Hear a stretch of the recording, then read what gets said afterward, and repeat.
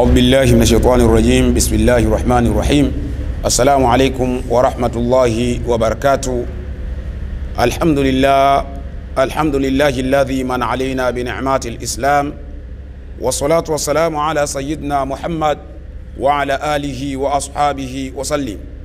Ndugu zangu Waislamu na wale ambao hawajapata bahati ya kuwa katika Uislamu, leo tumekujieni kwa jambo muhimu sana ambalo tunatamani kila mmoja alisikilize, lakini sio kulisikiliza tu bali alishiriki jambo hili.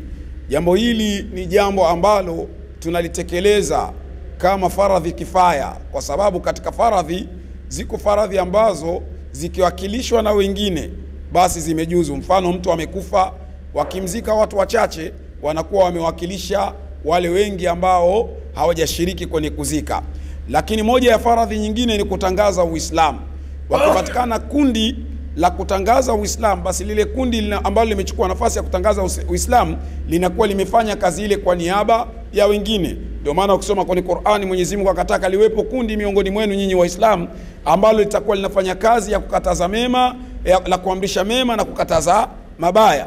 Kwa hiyo sisi kama wahadhiri wa dini ya Kiislamu, jukumu ambalo tumelibeba kubwa kabisa ni kufikisha ujumbe kwa Waislamu, lakini pia hata kwa wale ambao wasiokuwa Waislamu, ambayo hiyo ndio ilikuwa kazi kubwa ya manabii. Manabii walikuja kuwalingania watu wote, lakini hususan walifanya kazi kubwa ya kuwashawishi wale ambao bado hawajamjua Bwana Mtume Muhammad sallallahu alaihi wasallam na hawajajua haki, waweze kuingia katika dini ya Allah subhanahu wa ta'ala. Na sisi katika maisha yetu yote tumeichagua kazi hiyo ya kuwalingania wasiokuwa Waislamu. Na ukisoma Qur'ani ya Allah subhanahu wa ta'ala, ina aya nyingi sana ambazo ukizisoma moja kwa moja unaziona hazikukusudia Waislamu, zilikusudia wasiokuwa Waislamu. Ukisoma kwenye Qur'ani unaweza ukaenda hata kuangalia katika surati Al-Ikhlas, utaona sura hii yenye uzito mkubwa ambayo imezungumzia tauhidi, inaeleza Mungu ni mmoja. Hakuna mtu msikitini anayesema Mungu ni wawili. Wanaosema Mungu ni zaidi hao ni watu wengine. Lakini pia Mwenyezi Mungu amesema hakuzaa, hakuzaliwa, hafanani. Hakuna mtu msikitini anayesema Mungu anafanana, isipokuwa wanaosema ni wengine. Kwa hiyo hao watu wanaosema hayo ni wajibu wetu sisi kuwafikia na kuwafikishia ujumbe wa Allah subhanahu wa ta'ala. Kutokana na hilo, tumeandaa debate kubwa sana ambayo itakuwa na wahubiri wa Afrika Mashariki na Kati. Wahubiri kutoka nchi za Kongo, kutoka nchini Burundi, kutoka nchini Kenya, kutoka nchini Uganda, ambao wote kwa pamoja watajumuika katika debate hiyo ambayo itafanyika tarehe 17 ya mwezi huu, mwezi Mei 2025 katika ukumbi wa Simba Oil pale Mburahati Kigogo, kuanzia majira ya asubuhi mpaka majira ya saa 9 la asiri. Ni debate ambayo ni ya kimataifa. Kwa mwaka huu itakuwa ni debate ya namna yake, ambayo hoja zitakazotolewa, miongoni mwa hoja itakayotolewa, je, kuna nabii yoyote aliyewahi kuja na dini nyingine kinyume na Uislamu?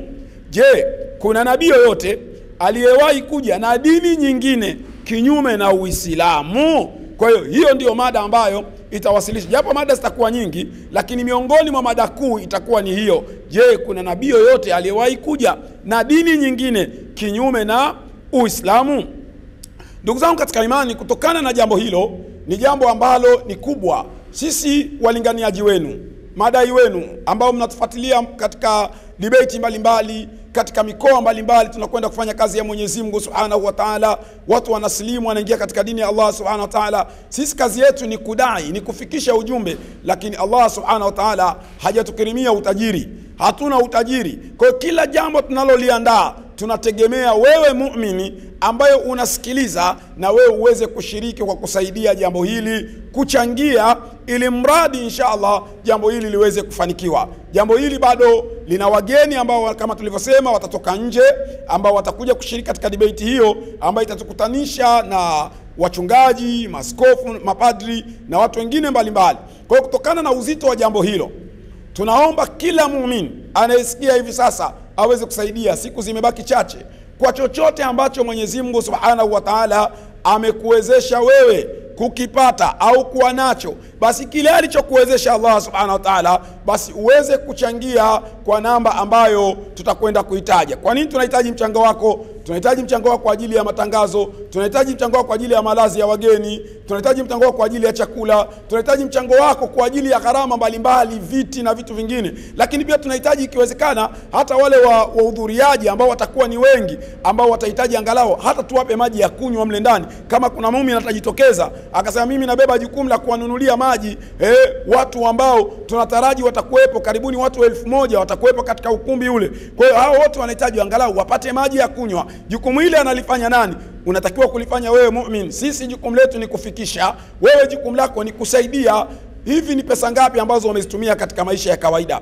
Je, huoni kwamba kuna umuhimu wa kuchangia jambo hili la Allah subhanahu wa ta'ala? Kwa hiyo nakusisitiza ndugu yangu uweze kuchangia katika namba hii ambayo nitakwenda kuitaja, ambayo ni 0718 39 86 12 0718 39 86 12 0718 39 86 12. Kwa hiyo changia kile chochote ambacho Allah amekuwezesha, uwe ndani ya Tanzania, uwe Ulaya, uwe Amerika, uwe Uingereza, uwe Arabuni, nchi yoyote ambayo huko, tunahitaji mchango wako kwa ajili ya kazi ya la ilaha illa Allah. Watu wanachangia maasiya, wanachangia mipira, wanachangia magoma. Hebu jaribu na wewe kuchukua dhima ya kuwa mfadhili wa dini ya Allah subhanahu wa ta'ala, uweze kuchangia jambo hili ukitaraji ujira kutoka kwa Allah subhanahu wa ta'ala, na jina litakalotoka ni Ibrahimu Bakonzi. Kwa hiyo tunakuomba ndugu yangu, changia mchango wako katika jambo hili muhimu, katika jambo hili kubwa. Lakini kama ambavyo nilivyosema, shughuli yetu itakuwa na wahubiri mbalimbali. Hapa leo tumetangulia sisi wachache kuwawakilisha wengine ambao wako nyuma. Ninaye hapa al-akhi Sheikh Abdulazizi Madenge, ni mhubiri wa miaka mingi sana, miaka mingi. Mimi naanza kuhubiri nikiwa form 1, tayari nimewakuta wao wakiwa katika haya mahubiri.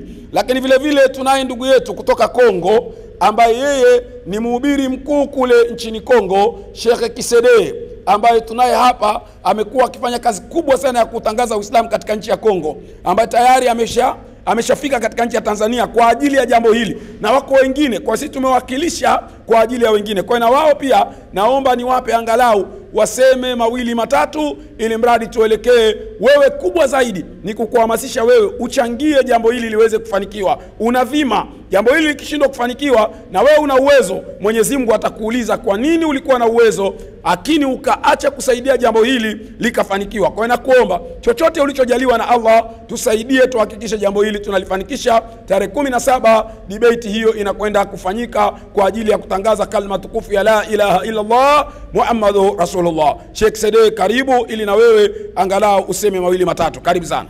Assalamu alaikum wa rahmatullahi wa barakatuh. Na ndugu zetu ambao si Waislamu, tunawatakia amani ya Mwenyezi Mungu iwe kwao. Kwanza kabisa ninamshukuru Mwenyezi Mungu kuona nimebahatika kupata aliko kama hii, kwa malengo ya kutaka kutangaza Uislamu wetu, kumtangaza kiongozi wa umma Bwana Mtume Muhammad, kutangaza kitabu cha Allah ambacho hakuna kitabu kilichokuwa juu ya Qur'ani. Hakuna kitabu kilichokuwa juu ya Qur'ani duniani hapa, hakuna.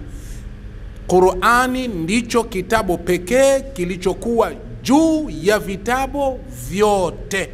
Kitu kama hicho hakina shaka.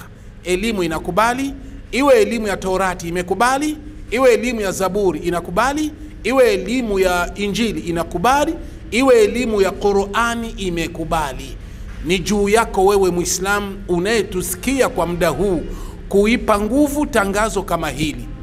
Nashukuru kwa hilo, ila ninachokilenga mimi, nataka umma wa Mtume Muhammad, wakiwemo wa Kristo, wakiwemo Waislamu, kwa amani ya nchi hii ya Tanzania, njooni kwa wingi, tena kwa utashi kabisa, hususan kwa ndugu zetu wasiokuwa Waislamu.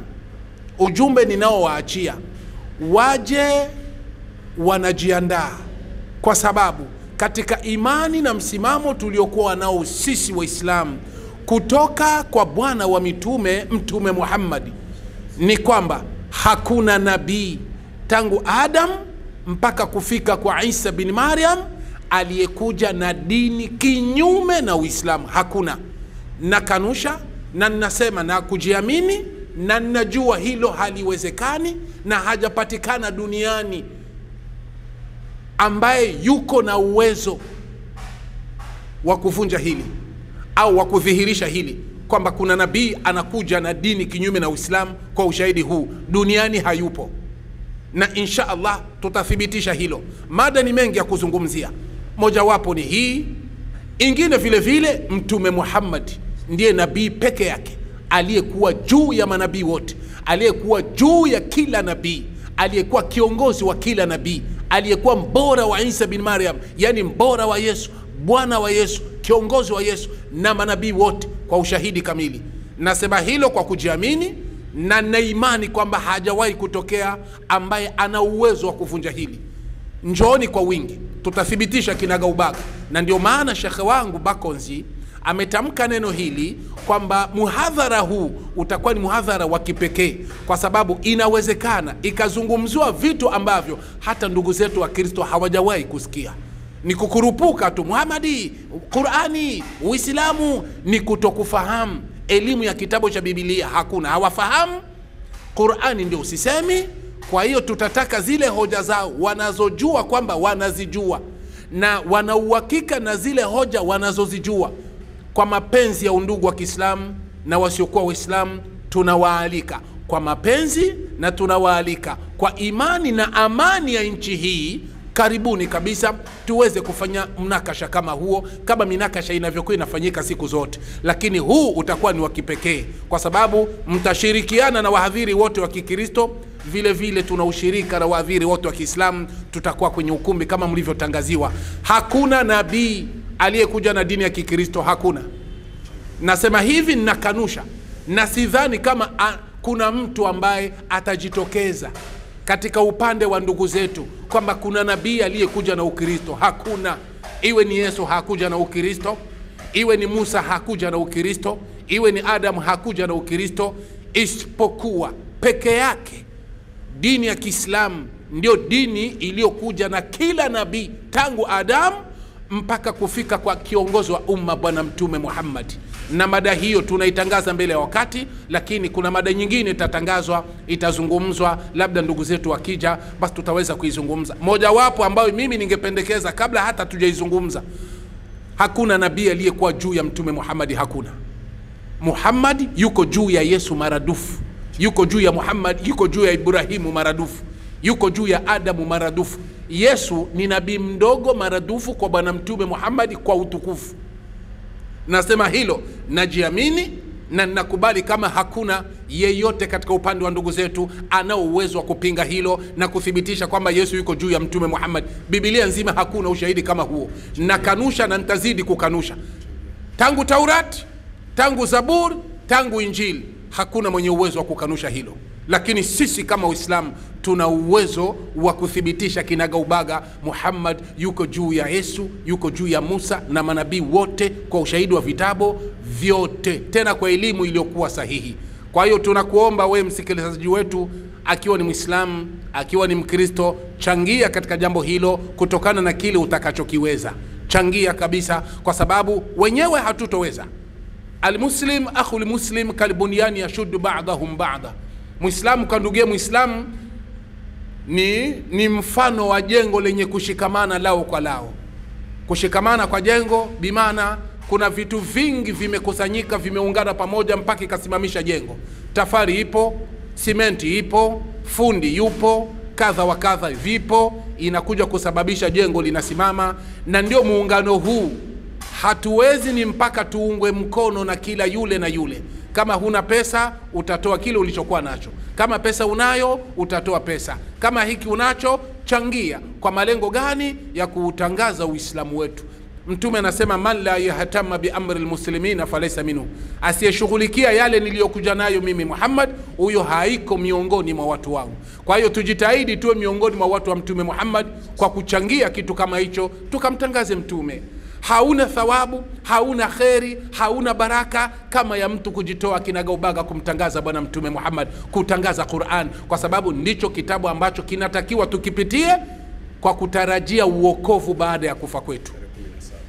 Tarehe 17 mwezi huu wa 5 ndiyo mnakasha utaanza. Karibuni kabisa, na sirudi Kongo kamwe mpaka jambo hili tunalifikisha. Asante.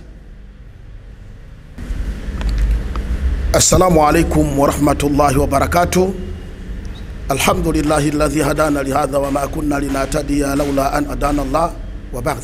Watukufu Islam, kwanza kabisa ninamshukuru Allah pamoja na kumtakia rahma Mtume sallallahu alaihi wasallam. Mimi nadhani mengi yameelezwa na ndugu yangu Ustadhi Bakons, lakini mengi yameelezwa na mgeni wetu kutoka DRC Congo ambaye ni mmoja katika wahadhiri. Mwenyezi Mungu Subhanahu wa Ta'ala akipenda siku hiyo tukio atakuwepo yeye pamoja na wengine. Mimi nitasema mawili tu kwa haraka haraka, na hii ni kwa sababu ya kuchunga muda. Jambo la kwanza, imetangazwa tarehe. Waislamu tuhudhurie kwa wingi sana. Lengo ni ya madhumuni kuitangaza dini yetu, kumtangaza Allah Subhanahu wa Ta'ala, kumtangaza Mtume sallallahu alaihi wasallam. Na hili jambo sio jambo la hiari, isipokuwa ni jambo la lazima, jambo la lazima. Allah anasema ndani ya Qur'ani kuthibitisha hilo. Baada a'udhu billahi minash shaitani rajim, bismillahir rahmanir rahim, akimwambia Mtume qur, sema, na Mtume akasema hadhihi sabil ad'u ila Allah ala basira ana wa man tabani wa subhanallah wa ma ana minal mushrikin. Sadaqallahu alazim. Hapa imekuja Mtume anasema mimi nafanya hivi kutangaza dini, kuwalingania watu na wanaonifuata. Wanaomfuata Mtume ni akina nani? Wewe Muislamu nitazama. Wanaomfuata Mtume ana wa anta, mimi na wewe. Kwa hivyo una haki wewe kutangaza dini, una dhima wewe ya kutangaza dini, na kama utadharau maana yake umejivesha dhima mbele ya Mwenyezi Mungu Subhanahu wa Ta'ala, utakuja kuulizwa.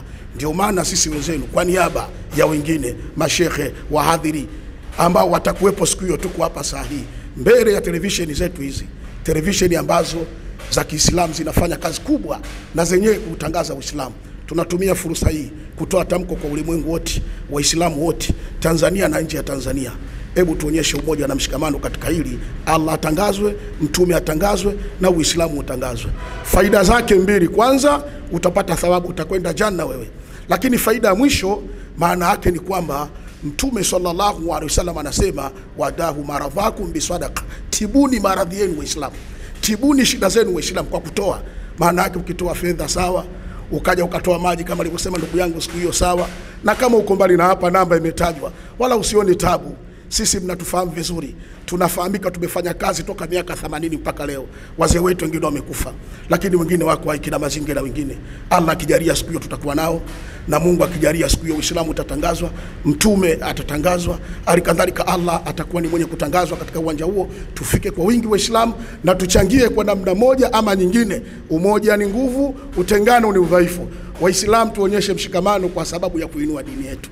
Tusilale wenzetu huko wasiokuwa Waislamu wanatangaza imani zao, wanatangaza dini zao, watu wanaelewa. Vitoto vinavyozaliwa leo vinaona athari ya kuhubiri kwa mahubiri ya wenzetu, na sisi wapate kuona athari kupitia mitandao, wapate kuona athari kupitia katika kumbi kama hizo, wapate kuona athari katika debate mbalimbali. Debate hii watukufu Waislamu, kwa kumalizia, ni debate ya kwanza baada ya kuanza mwaka huu, lakini tunakusudia Allah kijalia kutembea nchi nzima kuwafikishia ujumbe wasiokuwa Waislamu kwamba Uislamu upo katika Bible, wenyewe hawajui na hata Waislamu wengine hawajui. Nitatoa maandiko mawili kwa kumalizia kwa sababu muda ni mchache, na hii tunataka watu wapate kuona kwa ufupi ili wapate kuelewa. Kwenye Biblia, kwa wale ambao ni Waislamu na hata wasiokuwa Waislamu, wakatazame dalili za Uislamu katika Biblia. Moja wapo ni hii. Ukisoma 16:14 Kumbukumbu la Taurati, hapa imetajwa sikukuu ya Eid. Swali, sikukuu ya Eid ya watu gani? Enzi ya Nabii Musa Eid ipo, maana yake watu walishereka. Kama hii haitoshi, 5:17 Nehemia, watu wanafanya baraza la Eid. Baraza la Eid wanashereka watu gani? Maana yake ni Waislamu. Kama hii haitoshi, ukisoma Walawi 16:4 Biblia inataja kanzu, tena inasema ni vazi takatifu, sio suti wala sio vazi lingine dela, wala sio abaya. Watu wanatakiwa wavae kanzu, ndio vazi takatifu. Biblia imesifia hilo. Inatakiwa tuwaambie watu mavazi ya kuvaa. Waislamu wanaume na wasiokuwa Waislamu wanaume wavae mavazi gani kwa mujibu wa Bible. Waislamu wanawake na wasiokuwa Waislamu wanawake wavae mavazi gani. Baada ya kusema hayo, ujumbe huu utafika siku ya tarehe 17 mwezi wa 5, kwa maana mwezi huu, katika ukumbi uliotajwa Simba Oili, ukumbi ambao unaingia watu karibu 1000. Taratibu zote nyingine tumeshafanya, iliyobaki ni utekelezaji, bado wiki mbili. Waislamu mtuunge mkono duniani kote na hapa nchini. Mimi ndugu yenu katika imani, Sheikh Abdulaziz bin Ali Madenge au Abdulaziz Madenge, wabillahi taufik. Assalamu alaikum wa rahmatullahi wa barakatuh. Lakini pia ndio katibu mwenezi wa Al-Maddi au Al-Markaz Al-Islamiyati, taasisi ya miadhara na mawaidha Tanzania nzima. Mtunge mkono katika hilo, wabillahi taufik.